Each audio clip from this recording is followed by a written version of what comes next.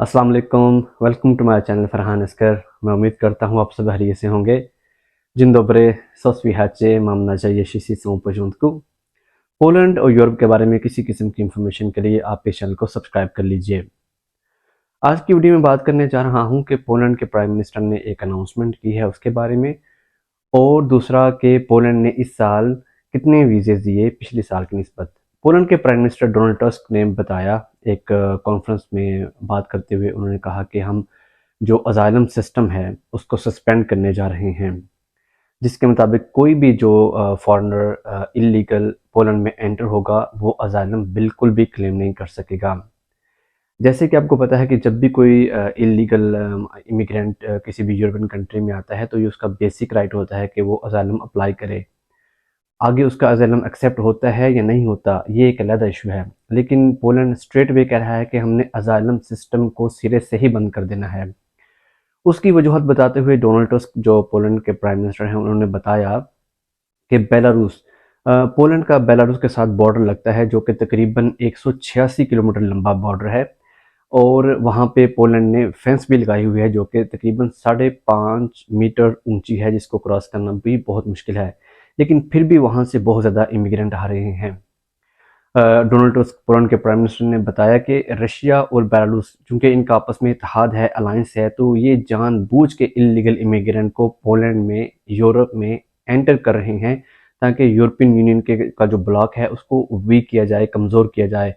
तो इस सिलसिले में उन्होंने बताया कि अब कोई भी इलीगल इमिग्रेंट जब पोलैंड में एंटर होगा तो उसको बिल्कुल एंटरटेन नहीं किया जाएगा, स्ट्रेट वे उसको डिपोर्ट किया जाएगा। जैसा कि आप सब जानते हैं, शेंजन जो कंट्रीज़ हैं उनका ये रूल होता है कि आप बगैर किसी चेक के किसी दूसरे यूरोपियन कंट्री में एंटर हो सकते हैं।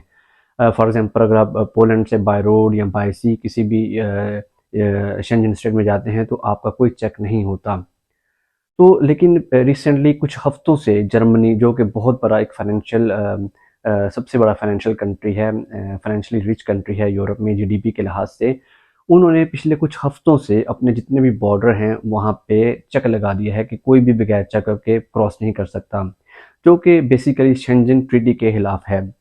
जर्मनी इसलिए शुरू किया कि जो इलीगल इमिग्रेंट असाइलम के लिए जर्मनी में आए, उन्होंने पुलिस पे और इसके अलावा सिविलियन पे हमला करके उनको मारा, जिसकी वजह से जर्मनी ने कहा कि हम बहुत ही सख्ती करने जा रहे हैं जो इलीगल इमिग्रेशन स्पेशली पोलैंड की तरफ से आती है। तो इसी चीज़ को ध्यान में रखते हुए जो पोलैंड के प्राइम मिनिस्टर है डोनाल्ड टस्क, उन्होंने ये ऐलान किया कि वो जो असाइलम सिस्टम है उसको सस्पेंड करने जा रहे हैं। दूसरी तरफ देखा जाए तो ये इंटरनेशनल रूल्स एंड रेगुलेशन के खिलाफ है, जो यूनाइटेड नेशन के बेसिक ह्यूमन राइट्स हैं उसके खिलाफ है, जो यूरोपियन यूनियन के ह्यूमन राइट्स हैं उसके खिलाफ है। लेकिन फिर भी जो प्राइम मिनिस्टर हैं वो ज़िद हैं कि मैं इसको लागू करूँगा। मैंने लास्ट वीडियो में बताया था कि ये जो प्राइम मिनिस्टर है, ये जो जमात है, पॉलिटिकल पार्टी है, ये प्रो इमिग्रेंट है, लेकिन कुछ सूरत हाल ही कुछ ऐसी हो गई है कि इनको एंटी इमिग्रेशन स्टांस लेना पड़ रहा है। स्पेशली जो पिछली हुकूमत थी वो बहुत ही, उन्होंने करप्शन करके उन्होंने वीज़ाज बेचे, जिसकी वजह से उनकी बहुत बदनामी हुई यूरोपियन यूनियन में भी और पूरी दुनिया में भी। तो इस हुकूमत, जो नई हुकूमत आई, इनके ऊपर बहुत प्रेशर था।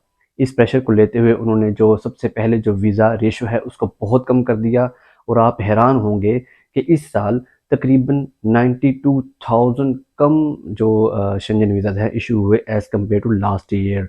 और अगर हम डी कैटेगरी स्टूडेंट या वर्क परमिट वीज़ाज़ की बात करें तो वो भी तकरीबन 82,000 वीज़ाज़ कम दिए हैं as compared to last year. तो ये आप देख सकते हैं कि कितने कम है। इसके अलावा जो पोलैंड के इंटीरियर मिनिस्टर हैं माचे दुश्चिक, उन्होंने भी बताया कि हमने वीज़ा को स्ट्रिक्ट कर दिया है, टाइट कर दिया है, रेशो कम कर दी है, स्पेशली स्टूडेंट्स की, वर्क परमिट की। क्योंकि लोग पोलैंड में आते हैं, लैंड करते हैं और दूसरे यूरोपियन कंट्री में चले जाते हैं। और कुछ लोग ऐसे हैं जो पोलैंड में आते ही नहीं, स्ट्रेट अवे दूसरे कंट्री में जाके वहाँ पे असाइलम ले लेते हैं। तो ये ओवरऑल यूरोप की इस वक्त सिचुएशन है जो कि बहुत ही टेंस और मुश्किल है। ये थी आज की अपडेट। काइंडली आप इस चैनल को लाइक करें, सब्सक्राइब करें, इस वीडियो को शेयर करें। अगर कोई क्वेश्चन है तो मुझे व्हाट्सएप कर सकते हैं। अपना बहुत सारा ख्याल रखिएगा, दुआ में याद रखें। मिलते हैं अगली वीडियो में। अल्लाह हाफिज़।